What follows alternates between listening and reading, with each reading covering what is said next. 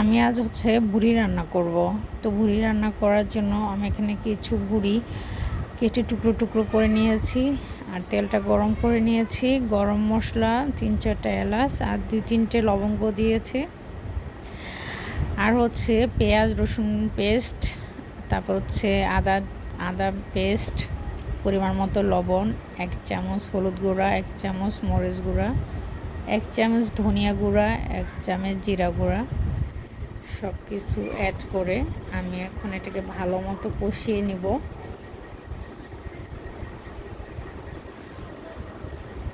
ভালো মতো কষিয়ে নেওয়ার পরে আমি এখানে 4-5টা কাঁচামরিচ নিয়েছি, মাথাগুলো একটু ভেঙে দিয়েছি। তো তারপরে কেটে রাখা বড়িগুলো আমি দিয়ে দিয়েছি। এখন এটাকে আমি ভালোভাবে কষিয়ে নেব, আর ততক্ষণ কষাবো যতক্ষণ না ভুড়িটা সেদ্ধ হয়ে যাবে।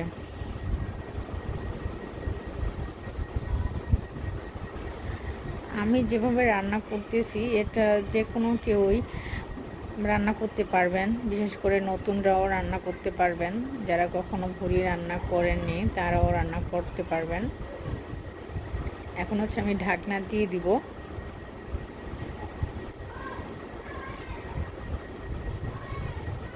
তো কিছুক্ষণ ঢাকনা দেওয়ার পর আবার ঢাকনাটা উঠিয়ে আরেকটু নাড়াচাড়া করে দিব।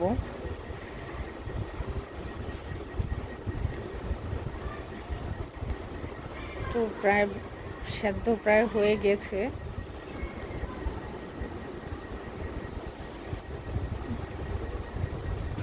তো আমি একটা আলু কেটে নিয়েছি ছোট ছোট টুকরো করে। আলুটা দিয়ে এখন আমি আবার একটু নাড়িয়ে তারপর ঢাকনা দিয়ে আবার রেখে দিব।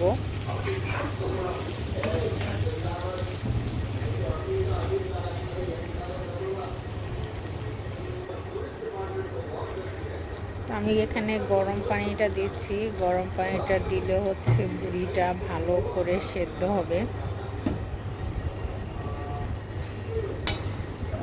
আপনাকে বেশিক্ষণ জ্বালাতে হবে না।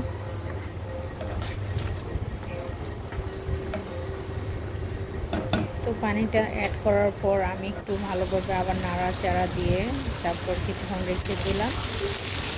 বাস হয়ে গেল।